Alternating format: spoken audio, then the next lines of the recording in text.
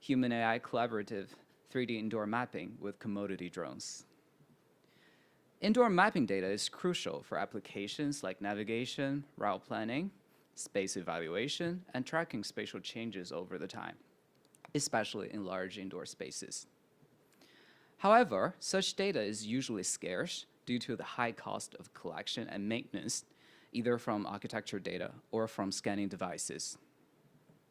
In this case, drone appears as a cost-efficient solution for its ability to capture large indoor spaces and also in a short amount of time, and also for its great availability as a consumer product. Existing work has explored the feasibility of drone-based indoor mapping with specific models, which have rich sensing capabilities like LiDAR, or other custom-built drones. However, such hardware comes with either eye-whopping price tags or difficulties in sensor setups and maintenance. No work has explored the possibility of involving the large variety of off-the-shelf consumer drones, which people already own and use. In this project, we aim to lower the bar of drone-based indoor mapping by exploring a low-cost, hardware-agnostic solution. We want to help anyone to be able to map indoor spaces with any drone that they have access to.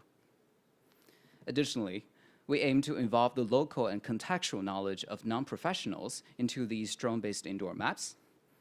And since we aim for a wider application, we want to understand the opportunities, application scenarios, risk, and challenges among key stakeholders. We present FlyMeThrough, a human-AI collaborative indoor mapping system that provides an end-to-end pipeline from indoor drone flights to 3D maps with point of interest embedded in. The system has three main technical components: structure from motion with commodity drone, which turns drone flight videos into 3D reconstructions; annotation on video frames, which enables people to mark key indoor objects by simply clicking on the video frames; and lastly, we raycast these annotations into 3D spaces and to help people create and view POI-infused 3D map. First, let's talk about drones. Drones have become a popular type of consumer electronics, and thanks to the entire industry, they are now both affordable and easy to use. But among this blooming family of devices, their functionalities remain quite simple. They fly, of course, and take RGB images or videos. When flying in indoor spaces, even the most affordable drones can capture videos that reflect the space layout. And thanks to the advances in computer vision and graphics, that's all we need to map the indoor space. The indoor drone flight video can be downsampled to image frames, which can be used to estimate the camera extrinsic, aka positions and orientations, as well as reconstructing the space as a 3D model. Currently, we use a proprietary photogrammetry tool, MetaShaped, to reconstruct the indoor spaces. This leads to a 3D model reflecting the indoor space and also the camera extrinsic of the video frames, shown in these little blue flakes. This becomes a backbone of the 3D indoor map. Next, we try to add in points of interest into these 3D maps. With the video data, we notice an intuitive image-based method, since all the target objects are already well exhibited in these video frames. For example, the chairs, the doors, the emergency exit, very important, or even smaller objects like the AED kit. These objects can be challenging to automatically detect, since they can be open vocabulary and rely on the local contextual knowledge. And sometimes they're even visually ambiguous. In this case, we implement an interface for people to intuitively click and annotate POIs from the video frames. It requires no CAD or 3D editing skills, and all the user need to do is let the drone footage fly them through the building, while they click and mark important objects on these image frames based on their local knowledge about the building. The annotation results will be 2D image masks, which can be propagated to subsequent video frames with video segmentation model. This gives us multiple perspectives of the same object that can help us locate them in the 3D map. We use a depth-guided raycasting method to locate the objects in 3D space. It leverages metric depth estimation to turn the object mask into the 3D point cloud according to its depth. Then we iteratively enlarge this point cloud until it intersects with the 3D reconstructed mesh. This results across multiple frames will be summarized and clustered as a 3D bounding box that shows the position, dimension, and orientation of this target object. To help end user explore with the final indoor map, we also implement a 3D viewer interface that highlights the point of interest bounding boxes when the user select them. For evaluation, we aim to test the technical robustness and the usability of our system with both different spaces and different people. We also aim to understand the opportunities and challenges brought by indoor drone flights.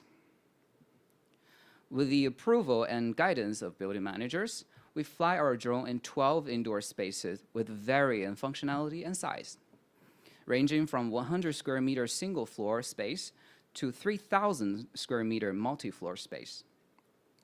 Despite the variation of size and layout, our drone flights were all successfully and safely finished, and the footages to cover these spaces are all within 10 minutes. The 3D reconstruction succeeded in 11 of the 12 spaces, and the indoor space layout of these 3D reconstruction reflects well of the actual space. This shows the robustness and generalizability of our pipeline. We also interviewed 5 building managers and 5 building users to understand the usability of our interface. They conducted point of interest annotation for the space that they themselves use or manage, and reviewed the results and gave quality evaluation. Each space takes around 15 minutes to annotate, and the final maps are generated in semi-real time, usually right after their annotation, but in some rare cases they may wait for a little bit of time, but only up to 30 minutes. Participants find the interface is easy to use. They rate it high for both the usability and output quality. And among the 158 total annotations made, 91% were successfully processed into 3D bounding boxes, and 71 of these bounding boxes are subjectively perceived as high quality by our participants. Finally, we explore the opportunities and challenges with interview questions. To our surprise, participants are relatively relaxed about the indoor drone fly, even when it flies right above them and very closely. So great, no one got scared or hurt. We also noticed that the privacy emerged as a key concern, but can be mitigated by 3 simple guidelines. First, spatial exclusion, which means limiting the flights to public parts of the indoor space. Definitely not like people's homes or like bathrooms, of course. Temporal minimization, which means trying to fly in off hours and obviously not with a full room of people. And lastly, carefully manage the data by automatically filter sensitive visual information, like human faces, and ensure the data is stored in access-controlled server. We observe varying application opportunities. For building managers, they believe that FlyMeThrough is helpful for space managing, like for big events, remote inspection, utilization analysis, and also assets management. And for building users, they suggest more common use cases like navigation, accessibility evaluation, and also safety and utilization information of these spaces. This diversity of use cases reflect the broad potential for this low-cost, open vocabulary, and potentially community-driven indoor mapping method. And we hope that FlyMeThrough can help make indoor map a common resource instead of a privilege of a few. This wraps up our presentation. FlyMeThrough is completely open sourced, and the link to the code repo is this QR code.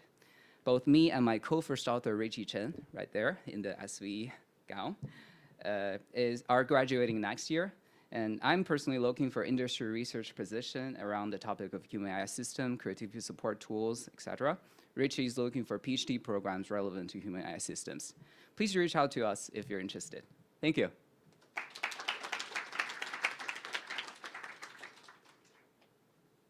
Thank you so much for the great talk. Are there any questions? Yes.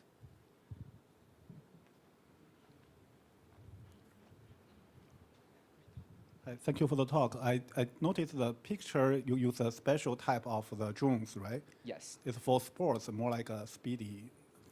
Do you feel different type of drones can make better data available? For example, is it possible to add an extra camera, maybe like a down-facing or particular setup? Great question, thank you. So basically, in our experiment, we used this camera, this drone, because it has the protective propellers, and it's just safer to run it, because I don't want to break the drone, I don't want to hurt anyone. But since all we need is RGB data, and it's like in a single video footage, potentially you can use any video drone that can, in our experiment, that anything that can generate more than 2.7K resolution at 30 frames per second should work. So yeah, maybe a better drone will yield better results, but I think our aim here is to make sure that the solution is device agnostic, so every drone should work. I think we have one more question in the back. Yes, I just want the author to quickly clarify, we all also know that in your rendering there is, for example, 3D Gaussian SLAM. So how does your work differentiate from those works? What are the advantages? And also you mentioned the annotation, so I would also request a clarification of the purpose of the annotation. Does it improve the computation or the estimation of the extrinsic matrices? Thank you very much.